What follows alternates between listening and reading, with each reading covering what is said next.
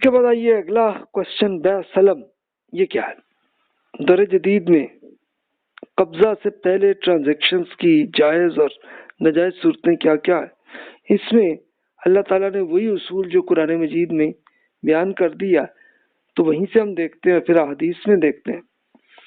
یا ایھا الذین آمنوا لا تأکلوا اموالکم بینکم بالباطل الا ان تکون تجارۃ عن تراض منکم ولا تقتلوا انفسکم ان اللہ کان بکم رحیما ومن یفعل ذلک عدوانا وظلما فسوف نصلیہ نارا وکان ذلک علی اللہ یسیرا۔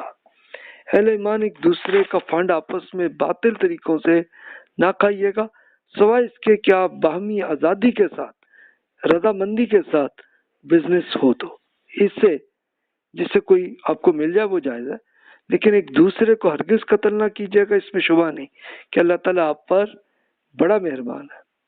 یاد رکھیے کہ جو لوگ ظلم یا زیادتی کے ساتھ ایسا کریں گے ان کو ہم ضرور ایک سخت بھڑکتی ہوئی آگ میں جھونک دیں گے، اور یہ اللہ تعالیٰ کے لیے بہت ہی آسان ہے۔ تب یہ دیکھیے کہ یہی جو جرم ہوتے ہیں کہ ایک دوسرے کی پراپرٹی پہ قبضہ کرنا یا لوگوں سے چھیننا یا فراڈ کرنا یا قتل کرنا کسی کو، تو اللہ تعالیٰ نے بتایا کہ پھر گارنٹی دی ہے کہ جناب پھر اس کے لیے پھر بھڑکتی ہوئی آگ میں جھونکے جائیں گے بندے جو ایسی حرکت کریں گے۔ تو بیع سلم کے لیے آپ اس میں یہ دیکھیے کہ یہ، لیکن اصل تو ہم تو اصول پہلے دیکھ رہے ہیں نا، پھر دیکھتے ہیں بیع سلم کیا ہوتی ہے۔ تو حدیث میں دیکھتے ہیں عبداللہ بن عمر رضی اللہ عنہ سے ہے کہ بلا شبہ رسول اللہ صلی اللہ علیہ وسلم نے حاملہ خاتون کے حمل کو بیچنے سے منع فرمایا۔ نافع کہتے ہیں کہ ٹرانزیکشن کی یہ صورت زمانہ جاہلیت میں رائج تھی۔ آدمی اس وعدے پہ اونٹ خریدتا کہ جب اونٹنی جنے گی پھر وہ بڑی ہو کر جنے گی میں تب جا کے تمہیں قیمت ادا کروں گا۔ اس طرح کی حرکتیں تھیں لوگوں، تو یہ اس قسم کی حرکتیں کرتے تھے کہ ابھی ظاہر ہے کہ ایک اونٹنی کے پیٹ میں بچہ ہے تو اسی کی ٹرانزیکشن کر رہے ہوتے تھے۔ تو بیع سلم اس طرح کی کچھ ایسی ٹرانزیکشنز ہیں کہ جو کنفیوژن والی ہیں، تو ان سے ہمیں بچنا ہے۔ تو یہ ایک ایگزامپل ہے۔ اس طرح عبداللہ بن عباس رضی اللہ عنہ سے کہ رسول اللہ صلی اللہ علیہ وسلم مدینہ منورہ تشریف لائے تو لوگ کھجوروں میں 2 اور 3 سال کے لیے ٹرانزیکشنز کر لیتے تھے۔ اس سے آپ نے فرمایا کہ جو شخص مستقبل کی ٹرانزیکشن اب کرنا چاہتے ہیں تو متعین پیمانے اور وزن میں متعین مدت کریں، یعنی بیع سلم یہ ہے، بیع سلم ہوتی ہے فیوچر کی ٹرانزیکشن کہ فیوچر میں یہ ہوگا تو یہ ہوگا، اس کی پرائس آپ پہلے ہی طے کر لیتے ہیں، معاہدہ کر لیتے ہیں۔ تو رسول اللہ صلی اللہ علیہ وسلم نے یہ جب دیکھا کہ کھجور کے اگلے 2-3 سال میں جو رزلٹ آئے گا اس کا ابھی سے آپ معاہدہ کر رہے ہیں، ہاں جی ہم آپ سے خریدیں گے، تو آپ نے فرمایا پھر اس کے لیے پیمانہ یعنی اس کو وزن کو بھی اور آپ اس کے ساتھ ہر پرائس کو بھی اچھی طرح طے کر کے ہی معاہدہ کریں، ایسے نہ کریں۔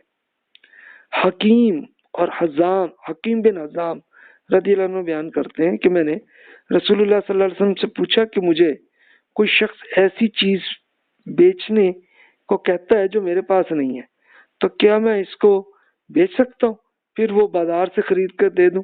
تو رسول اللہ صلی اللہ علیہ وسلم فرمایا جو چیز آپ کے پاس نہیں ہے اس کو آپ نہ بیچیں، یہ اس کی کوئی حیثیت نہیں ہے، جب تک آپ کے ہاتھ میں نہ آئے وہ چیز آپ نہ ٹرانزیکشن کریں۔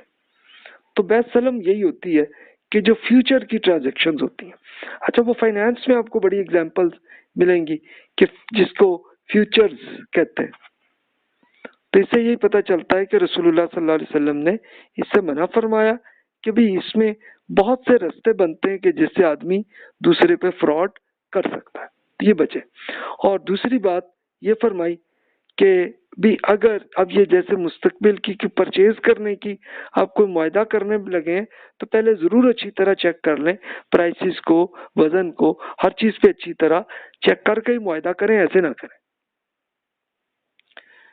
تب اکثر فقہا کا यही पॉइंट ऑफ व्यू है कि बैत सलम इसी चीज़ों में हो सकती है कि जिसकी एक मिकदार यानी कितनी क्वांटिटी है इसकी और कितना इसकी सिफात किस किस टाइप की ट्रांजैक्शंस है उसी पे आप मुआहदा कर सकते हैं, ऐसे नहीं। मसलन घर बनाने का मुआहदा आप करते हैं ना, आपने मुआहदा किया, हाँ भी वो अगला कहता है कि हाँ जनाब मैं आपके लिए पूरा घर जो है वो बना दूंगा, ऐसा तो बनाएंगे तो फिर आप मुआहदा करते हुए पूरी एग्जैक्ट ट्रांजैक्शन क्या क्या आपको चाहिए चीजें वो सारी तफसील से आए।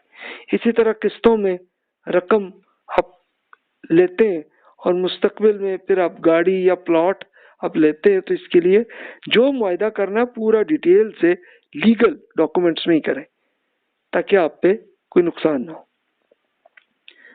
अच्छा, अक्सर फुका इसको नाजायज कहते हैं। वो क्यों कहते हैं? वो कहते हैं कि वो एग्जाम्पल देते हैं, चावल या गंदम पैदा नहीं हुई और उससे पहले बेच रहे हैं आप और कैश भी ले रहे हैं, तो अब पता नहीं उसमें खेत में उस चावल या गंदम बनेगी या नहीं बनेगी, क्या पता।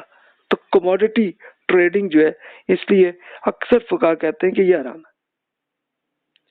इसी तरह डॉलर, यूरो या किसी और करेंसी की वगैरह मुस्तकबिल में देने का जो वादा और रुपया अभी दे देना, तो इसको फॉरेक्स ट्रेडिंग कहते हैं। तो फॉरेक्स ट्रेडिंग से आप बचे, इसलिए कि पता नहीं डॉलर यूरो की वैल्यू आगे बढ़ेगी या गिरेगी और आप अभी से उसे पे करके रुपए अपने दे बैठे और बाद में आपको नुकसान हो। और बात दूसरा सिनेरियो में ये भी हो सकता है आपको प्रॉफिट मिल जाए, तो ये भी एक जुए जैसी शक्ल है। तो इसलिए स्कॉलर्स इसको कहते हैं कि ये गलत है। किस्तों में रकम लेना और इनामी स्कीम, तो ये इनामी स्कीम जुआ है। और किस्तों में रकम देना कि अब रकम दे रहे हैं लेकिन चीज अभी वो घर या गाड़ी अभी बनी कुछ नहीं है, तो इसमें पहले से आप जो कर रहे हैं तो ये अपने वही जुए जैसी शक्ल ही आ जाती है। किस्तों में रकम लेना और गोल्ड माइन स्कीम पे जैसे होती है कि मिसाल के तौर पर किसी कंपनी ने कहा कि जनाब यहाँ पे हमने रिसर्च किया तो इस जमीन में कुछ गोल्ड है इसके अंदर जमीन में, तो हम निकालेंगे और आपको इसमें इसका प्रॉफिट मिलेगा, तो आप अभी इन्वेस्टमेंट कर लें। तो आप इन्वेस्टमेंट कर लें और बाद में पता नहीं उस कान में मिले सोना के ना मिले, तो इस तरह के हो जाती है ना। तो ये सब फ्रॉड ही के तरीके होते हैं। तो बैत सलम में इसीलिए स्कॉलर्स फुकाहा जो है वो ये कहते हैं ये ट्रांजैक्शंस ना करें। जैसा कि रसूलुल्लाह सल्लल्लाहु अलैहि वसल्लम की हदीस में जो केस हमने देखे हैं, तो इसमें ऐसी ट्रांजैक्शंस में रसूलुल्लाह सल्लल्लाहु अलैहि वसल्लम ने रोका ही है कि ये ना करें। और अगर मुआहदा कर रहे हैं फ्यूचर का, तो उसके लिए फिर हर चीज क्लियर हो, कोई गलती ना हो। अच्छा, इस तरह लॉटरी है तो वो भी तो जुए की शक्ल है ना, कि हर कोई पैसे दे रहा है और फिर किसी एक को मिल रहा है, फिर तो जुआ ही हुआ है ना। लाइफ इंश्योरेंस कंपनीज की जो किस्तें आप देते हैं और तवील मुस्तकबिल के बाद प्रॉफिट मिलना है कि जब आप फौत होंगे तो तभी आपको प्रॉफिट मिलेगा, तो भी इसका क्या फायदा। तो तयशुदा प्रॉफिट में सूद या जुए की शक्ल बनती है कि अगर सूद ना भी हो तो मुस्तकबिल पता नहीं करेंसी की वैल्यू क्या होगी, आपके रुपीस में आप अभी तरफ से इंश्योरेंस कंपनी में इन्वेस्ट कर रहे हैं और बाद में पता नहीं क्या होगा, तो फ्यूचर का पता नहीं है ना। मेडिकल इंश्योरेंस कंपनी में बहरहाल फुका में इख्तलाफ है। अक्सर फुका इसको जायज़ कहते हैं, इसलिए कि मेडिकल इंश्योरेंस में तो असल सिनेरियो आपको पता चल जाता है कि जनाब ठीक है जनाब, हो सकता है कि कुछ अरसे में आप बीमार हो जाएं, कुछ हो जाए तो उसका हॉस्पिटलाइज हो जाए तो इसका है।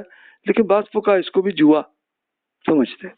तो बैत सलम इस टाइप की ट्रांजेक्शन्स है। तो आप एक बार फिर उन हदीस में देख लीजिए कि रसूलुल्लाह सल्लल्लाहु अलैहि वसल्लम ने किस तरह की ट्रांजैक्शंस को बंद कर दिया और किस में आपने इजाजत दे दी है। क्या भी अगर मुआहदे वाला है तो फिर पहले अच्छी तरह से बिल्कुल कंफर्म करके ही करें ट्रांजैक्शन। तो यहाँ पे है। अब अगला सवाल आता है गरर का